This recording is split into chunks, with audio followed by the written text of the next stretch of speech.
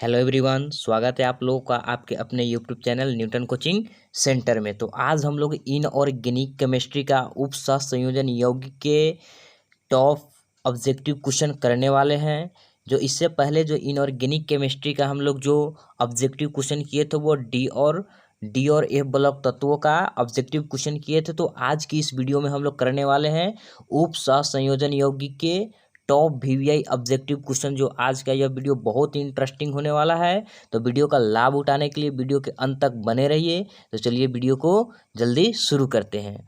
तो यहाँ पे हम लोग देखेंगे सबसे फर्स्ट क्वेश्चन है K3FeCN का 6 का आयुपेक नाम लिखना है। तो इसका हमको आयुपेक नेम लिखना है। तो आयुपेक नेम लिखने के लिए सबसे पहले हम लोग जो बाहर जो होता है काउंटर आयन, जो काउंटर आयन लेफ्ट साइड में रहता है, तो सबसे पहले हम लोग काउंटर आयन का नाम लिखते हैं। उसके बाद हम लोग उप सह संयोजन क्षेत्र में आते हैं। इसको हम लोग बोलते हैं उप सह संयोजन क्षेत्र। तो उप सह संयोजन क्षेत्र में उसके बाद हम लोग लिखते हैं उप सह संयोजन जो क्षेत्र होता है इसमें हम लोग लीगैंड का नाम लिखते हैं। उसके बाद सेंट्रल मेटल का केंद्रीय धातु परमाणु का नाम लिखते हैं। तो आइए यहाँ पे देखते हैं हम लोग इसके ऑप्शन को, कौन कौन से इसका ऑप्शन है। तो ऑप्शन ए में पोटेशियम फेरासाइनाइड, ऑप्शन बी में है पोटेशियम फेरीसाइनाइड, ऑप्शन सी में है पोटेशियम हेक्सोसाइनाइड फेरेट 2 और ऑप्शन डी में है पोटेशियम हेक्सासाइनोफेरेट 3। तो इसका यहाँ पे जो हम लोग देखेंगे तो सबसे पहले तो यहाँ पे K3 है तो इसके लिए पोटेशियम हो जाएगा। उसके बाद इसमें आएंगे तो यहाँ पे CN6 को है तो एक इसके लिए हेक्सा साइनो हो जाएगा। तो यहाँ पे हेक्सा साइनो भी है, यहाँ पे हेक्सा साइनो भी है। उसके बाद यहाँ पे एफी है तो एफी के लिए फेरेट हो जाएगा, जो ऑप्शन नंबर सी में भी है और डी में है। फर्क यहाँ पे है, ऑप्शन नंबर सी में 2 दिया है और ऑप्शन नंबर डी में 3 दिया है। तो ये 2 और 3 जो है इससे हमारा डिसाइड होगा कि ऑप्शन नंबर सी सही होगा या ऑप्शन नंबर डी होगा। तो ये 2 या होगा या फिर 3 होगा, इसके लिए हम लोग इसका निकालते हैं ऑक्सीडेशन नंबर। तो यहाँ पे अगर हम लोग ऑक्सीडेशन नंबर निकालते हैं तो यहाँ पे जो के है के के ऊपर होता है +1, तो यहाँ पे 3 को के है तो इसके लिए हो जाएंगे +3 हो जाएंगे। और एफी का हम लोग ऑक्सीडेशन नंबर निकालते हैं, जो सेंट्रल मेटल होता है, जो केंद्रीय धातु होता है, उसी का हम लोग ऑक्सीडेशन नंबर निकालते हैं। तो एफी का ऑक्सीडेशन नंबर मान लेते हैं x प्लस यहाँ पे CN है तो CN का होता है -1। यहाँ पर जो CN है CN के लिए होता है -1 और यहाँ पर जो 6 को CN है तो इसके लिए हो जाएंगे 6। तो यहाँ पे जब हम लोग गुणा करेंगे तो यहाँ पे ये हो जाएगा -6, यहाँ पे हो जाएंगे +3। तो -6 में से +3 घटाएंगे और यहाँ पे आयन 0 है, यानी इस पे कुछ आयन नहीं है तो बराबर में हो जाएंगे 0। तो यहाँ पे इसके +3 है और यहाँ पे इसके -6 हो जाएंगे। तो -6 में से +3 घटाएंगे तो आएंगे -3, जो बराबर के उस साइड जाके हो जाएंगे +3। तो यहाँ पे जो होगा यहाँ पे होगा हमारा 3। इस तो यहाँ से हम लोग को पता चल गया है ये इसका जो सही आयुपेक नेम होगा वो होगा पोटेशियम हेक्सासाइनोफेरेट 3। ऑप्शन नंबर जो डी है वो हमारा करेक्ट हो जाएगा, सही हो जाएगा।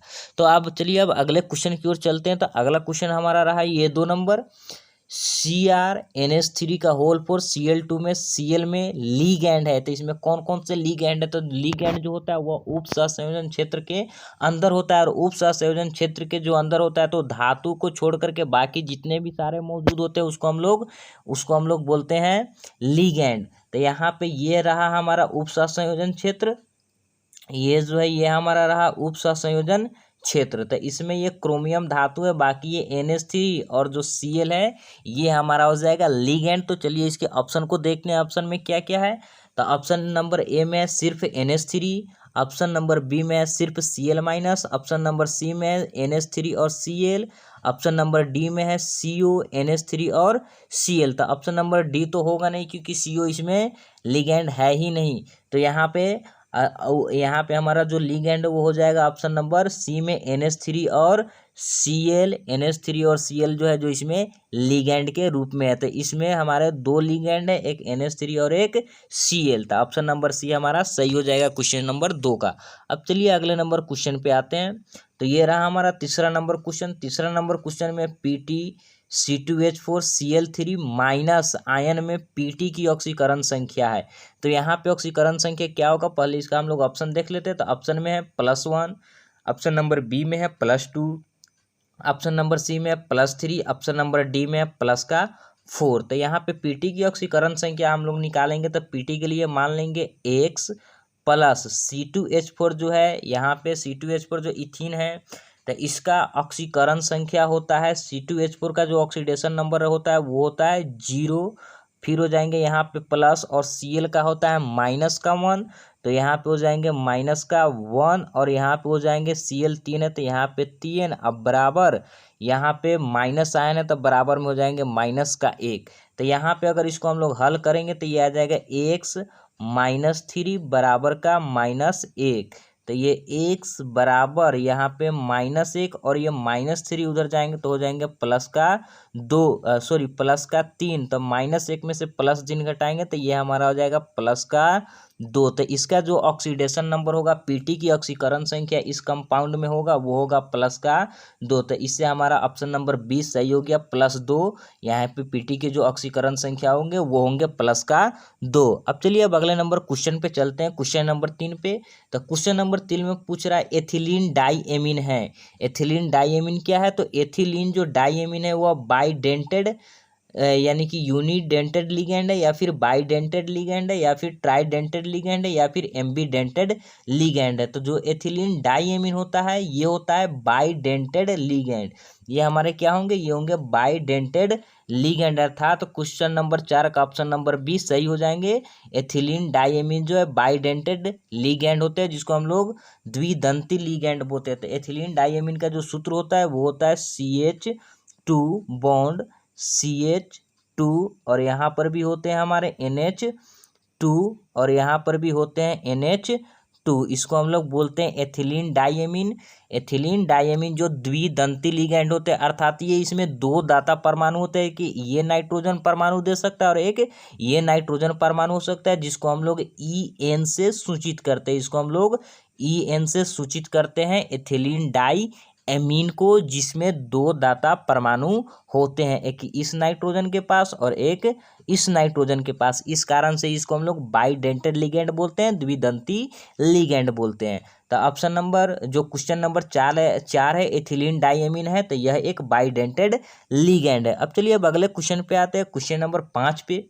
तो क्वेश्चन नंबर 5 में K4FeCN है, तो इसके ऑप्शन को हम लोग देखेंगे पहले। तो ऑप्शन में है, ऑप्शन नंबर ए में double salt, option number B में है जटिल लवण, ऑप्शन नंबर सी में है अम्ल, और ऑप्शन नंबर डी में है भस्म।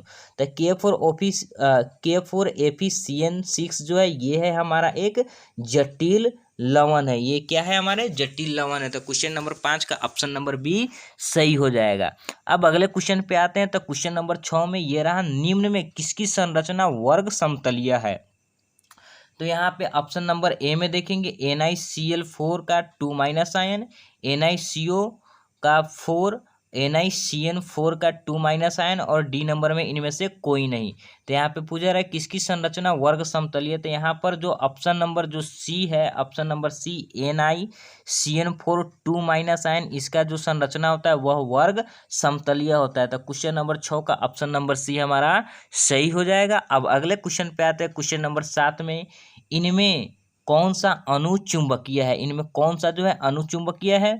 तो यहाँ पे ऑप्शन नंबर ए में है NiCO4 2+ आयन, CONH3 6 3+ आयन, और यहाँ पे है सी में NiCN4 2- आयन, और डी में है NiCl4 2- आयन। तो इसमें जो अनुचुंबकीय है वो है ऑप्शन नंबर डी, यानी NiCl4 2- जो है यह अनुचुंबकीय होता है। अगर चुंबकीय आघूर्ण निकालना है तो इसके लिए सूत्र होता है जो हम आगे बतला देंगे, उस सूत्र से आप चुंबकीय अनुचुंबकीय निकाल सकते हैं, चुंबकीय आघूर्ण कितना होता है।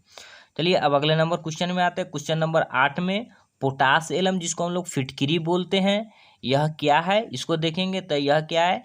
द्विक लवण है, या फिर जटिल लवण है, या फिर सामान्य लवण है, या फिर इनमें से कोई नहीं है।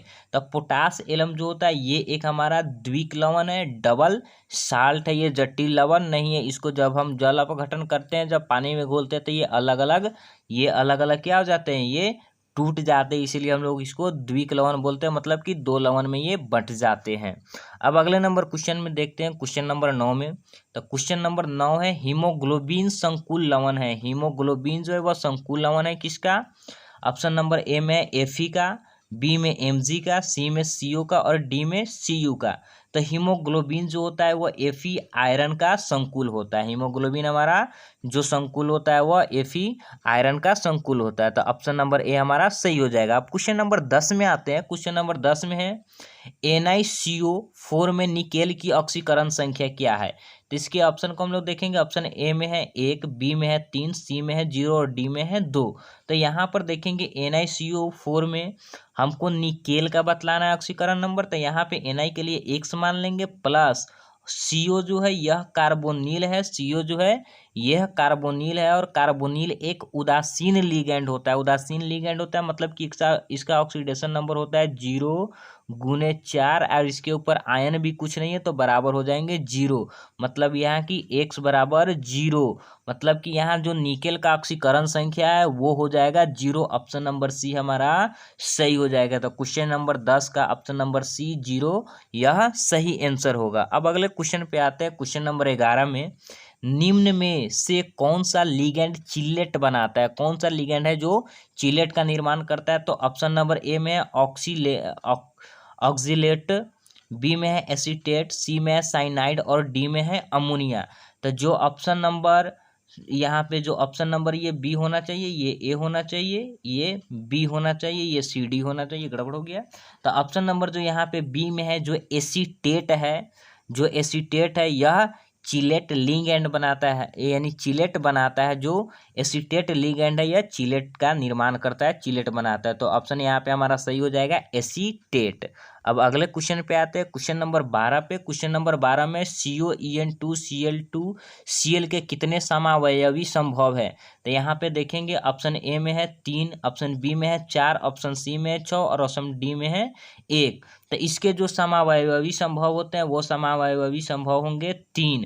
तो यहाँ पे क्वेश्चन नंबर 12 का ऑप्शन नंबर ए सही हो जाएगा 3, यानी इसमें 3 समावयवी संभव है। और कौन कौन से समावयवी संभव है उसको हम लोग देख लेते हैं इसमें, इसका क्वेश्चन नंबर 12 का थोड़ा। तो यहाँ पे देखेंगे जो COEN2Cl2Cl के समावयवी है, यहाँ पे एक सीस होता है, जो एक डी होता है और एक एल होता है, जो बीच में हम लोग मिरर रख के प्राप्त करते हैं। तो एक हो गया ये, एक ये हो गया, एक ये हो गया, 2 हो गया, जिसमें एक डी है और एक एल है। एक को डेक्स्ट्रो बोलते हैं और एक को लिवो बोलते हैं। और उसके बाद एक यहाँ पे आता है, एक सीस हो गया और एक आता है यहाँ पे ट्रांस। तो यहाँ पे जो सीस है इसको हम लोग प्रकाशीय मतलब कि ऑप्टिकल आइसोमेरिज्म पर प्राप्त कर सकते हैं सीस का, लेकिन यहाँ पे ट्रांस का हम लोग ऑप्टिकल आइसोमेरिज्म नहीं प्राप्त कर सकते हैं। तो एक ये सीस के ये 2 हो गए, एक डी और एक एल और एक यहाँ पे ट्रांस के हो गए। तो इसका हम लोग कितना निकाल सकते हैं, इसका जो संभावित समावयवी होंगे वो होंगे 3, 2 सीस के और एक ट्रांस के। अब चलिए अब अगले नंबर क्वेश्चन पे आते हैं। तो अगला नंबर क्वेश्चन 13 नंबर ये रहा, कोबाल्ट की प्रभावी परमाणु संख्या। कोबाल्ट की प्रभावी परमाणु संख्या जो यहाँ पे दिए हुआ है COEN2Cl2 plus ion complex ion में क्या होगी। इसमें हमको प्रभावी परमाणु क्रमांक संख्या निकालना है। तो इसके ऑप्शन देखते हैं। ऑप्शन ए में 27 है, बी में 36 है, सी में 33 है और डी में 35 है। तो इसके जो प्रभावी परमाणु संख्या होंगे वो हो जाएंगे 36। ऑप्शन नंबर बी हो जाएंगे सही। अब ये 36 कैसे आया, हम लोग किसी भी कॉम्प्लेक्स आयन में हम लोग प्रभावी परमाणु संख्या कैसे निकालते हैं, इसका फॉर्मूला क्या होता है, चलिए उसको हम लोग एक बार देख लेते हैं। तो यहाँ पर देखेंगे COEN2Cl2 जिसका प्लस आयन जो क्वेश्चन में था, तब जिसका हमको निकालना था प्रभावी परमाणु क्रमांक, इफेक्टिव एटॉमिक नंबर। तो इफेक्टिव एटॉमिक नंबर को शॉर्ट में हम लोग EAN लिखते हैं, जिसका EAN प्रभावी परमाणु क्रमांक निकालने का सूत्र होता है Z मतलब परमाणु संख्या माइनस ON बोले तो ऑक्सीडेशन नंबर, हिंदी में ऑक्सीकरण संख्या, प्लस 2 गुने कोऑर्डिनेशन नंबर बोले तो उपसह संयोजन संख्या या समावयवी संख्या बोलते हैं। तो ये EAN निकालने का सूत्र होता है। और यहाँ पे जो हम लोग Z है जो परमाणु संख्या है, ये हम लोग सेंट्रल मेटल का लेते हैं। तो इसमें सेंट्रल मेटल जो है, ये सेंट्रल मेटल केंद्रीय धातु जो है वो है CO कोबाल्ट। तो कोबाल्ट का परमाणु संख्या यहाँ पे हो जाएंगे 27। उसके बाद यहाँ पे हम लोग कोबाल्ट का ही जो धातु परमाणु होता है उसी का ही हम लोग निकालते हैं, उसी का ही हम लोग निकालेंगे ऑक्सीडेशन नंबर। तो कोबाल्ट का ऑक्सीडेशन नंबर हम लोग मान लिए एक्स, और यहाँ पे ईएन है, ईएन को बोलते हैं हम लोग कौन चीज़, ईएन जो होता है वो होता है इथिलीन डाईएमीन। इथिलीन डाईएमीन जो हम लोग पीछे भी देखे हुए थे, जो ये जो होता है ये एक द्विदंती लीगैंड होता है, मतलब कि इसमें दो दाता परमाणु होते हैं। तो इसका जो ऑक्सीडेशन नंबर है ये होता है 0, तो 0 गुने 2, और यहाँ पे जो Cl है, Cl का ऑक्सीडेशन नंबर होता है -1, तो ये Cl 2 है, तो यहाँ पे हो जाएंगे गुने 2, और आयन प्लस है तो बराबर में हो जाएंगे +1। तो इसका हम लोग हल करके जब ऑक्सीडेशन नंबर निकालेंगे तो यहाँ पे ऑक्सीडेशन नंबर निकल जाएगा हम लोग का +3।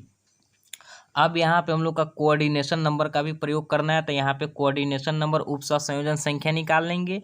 तो उप सहसंयोजन संख्या मतलब कि इसमें लीगैंड कितने जुड़े हुए हैं, तो यहाँ पे ईएन जो है 2 है, जो ईएन द्विदंती लीगैंड है, मतलब कि यहाँ पे द्विदंती मतलब कि दो दाता परमाणु होंगे ईएन के पास, इसीलिए 2 गुने 2 मतलब कि ये 2 है, इसीलिए ये 2 हो जाएंगे, तो 2 गुने 2, और यहाँ पे Cl कितने हैं 2, तो यहाँ पे हो जाएंगे +2, तो ये हो गया 2 दूना 4 और +2, मतलब कि यहाँ पे कोऑर्डिनेशन नंबर हमारा हो गया 6। तो यहाँ पे Z का मान भी हमको निकल गया, ऑक्सीडेशन नंबर भी निकल गया और कोऑर्डिनेशन नंबर भी निकल गया। तो अब ये सारे मान को यहाँ पे रख के पुट करके निकाल दिए, तो इसका वैल्यू आ गया EAN 36, जो स्टेबल है 36, यानी कि यहाँ पे 36 जो है वो नोबेल गैस का परमाणु संख्या होता है। तो ये जो है नोबेल गैस के परमाणु संख्या को प्राप्त कर लिया। तो ये हमारा जो कंपाउंड है, जो हमारा ये जो कम्प्लेक्स कंपाउंड है, ये कम्प्लेक्स कंपाउंड स्टेबल होंगे, क्योंकि यह नोबेल गैस के परमाणु संख्या क्रिप्टन को प्राप्त कर लिया। तो आई होप कि आपको समझ में आ गया होगा कि प्रभावी परमाणु क्रमांक कैसे निकाला जाता है। तो चलिए अब अगले क्वेश्चन को देखते हैं। क्वेश्चन नंबर हमारा ये 14 रहा। 14 में परमाणुओं का समूह लीगैंड का कार्य करता है जब, यहाँ पे ऑप्शन नंबर ए में है यह एक छोटा अणु है, ऑप्शन नंबर बी में इसके पास अयुग्मित इलेक्ट्रॉन का एक युग्म हो, ऑप्शन नंबर सी में यह एक ऋणावेशित आयन हो, ऑप्शन नंबर डी में यह एक धनावेशित आयन हो। तो इसका जो ऑप्शन नंबर बी है वो करेक्ट हो जाएगा। परमाणुओं का समूह लीगैंड का कार्य करता है जब इसके पास अयुग्मित इलेक्ट्रॉन का एक युग्म होता है, तब वह लीगैंड का काम करता है। चलिए अब अगले क्वेश्चन में आते हैं, क्वेश्चन नंबर 15 में।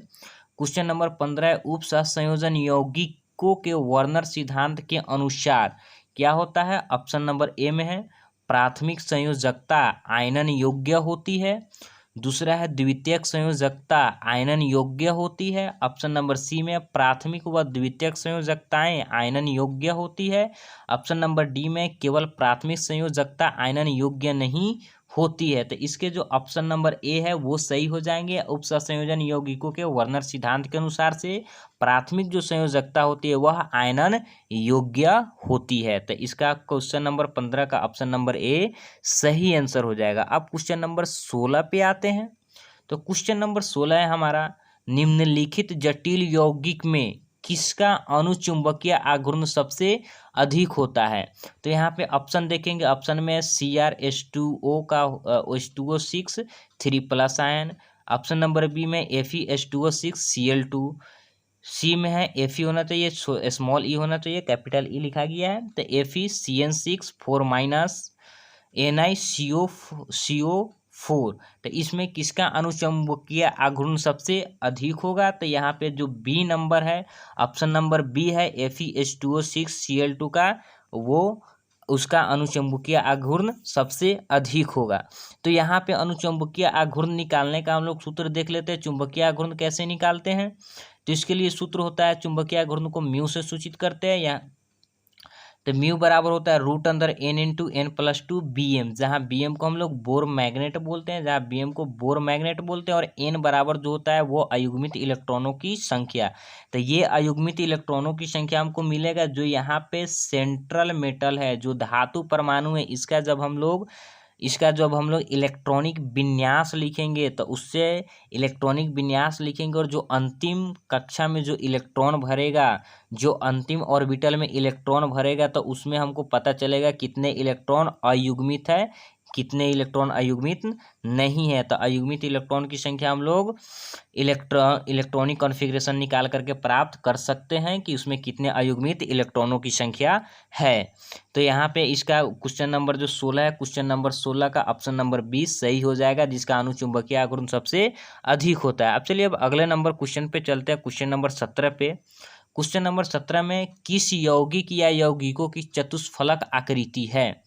तो यहाँ पे ऑप्शन नंबर ए में है NiCl4 2+ आयन, बी में है NiCN4 2- आयन, सी में है PdCl4 2- आयन और डी में है NiCl4 2- आयन और PdCl4 2- आयन। तो यहाँ पर ये जो डी नंबर है NiCl4 2- आयन और PdCl4 2- आयन, ये दोनों का जो होता है ये चतुष्फलकीय आकृति को होते हैं। तो क्वेश्चन नंबर 17 का ऑप्शन नंबर डी हमारा सही हो जाएगा, करेक्ट हो जाएगा। अब क्वेश्चन नंबर 18 पे आते हैं। तो क्वेश्चन नंबर 18 में है K2CrOX3 में Cr की उप सहसंयोजन संख्या क्या होगी। उप सहसंयोजन संख्या का मतलब इसमें कितने लिगैंड जुड़े हुए हैं। तो यहाँ पे देखेंगे ऑप्शन नंबर ए में 6 है, बी में 5 है, सी में 4 और डी में 3 है। तो O जो है O के ऊपर होता है ये ऋणात्मक है, मगर ये O जो है ये O के बगल में X है, X है मतलब कि ये द्विदंती लिगैंड के जैसा काम करेगा।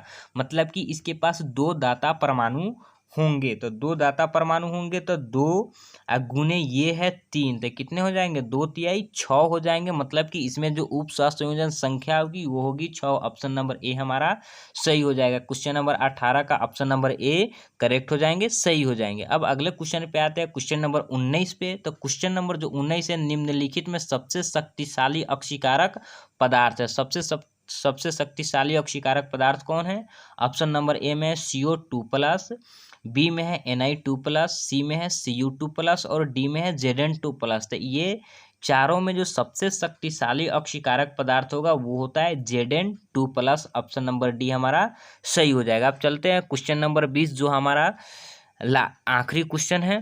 क्वेश्चन नंबर 20 लास्ट क्वेश्चन है। तो यहाँ पे देखते हैं क्वेश्चन नंबर 20 में NiCO4 की ज्यामितीय होती है, इसकी जियोमेट्रिकल क्या होती है हम लोग देखेंगे। ऑप्शन नंबर ए में है चतुष्फलकीय, बी में है वर्ग समतलीय, सी में है अष्टफलकीय और डी नंबर में इनमें से कोई नहीं। तो NiCO4 का जो ज्यामितीय आकृति होता है वो होता है वर्ग समतलीय। ऑप्शन नंबर बी हमारा सही हो जाएगा। तो आज हम लोग कोऑर्डिनेशन कंपाउंड का 20 ऑब्जेक्टिव क्वेश्चन किए। तो आपको अच्छा लगा तो वीडियो को लाइक कीजिए, अपने दोस्तों के साथ शेयर कीजिए और अभी तक चैनल को सब्सक्राइब नहीं किए तो सब्सक्राइब कर लीजिए। तो मिलते हैं अगले वीडियो में।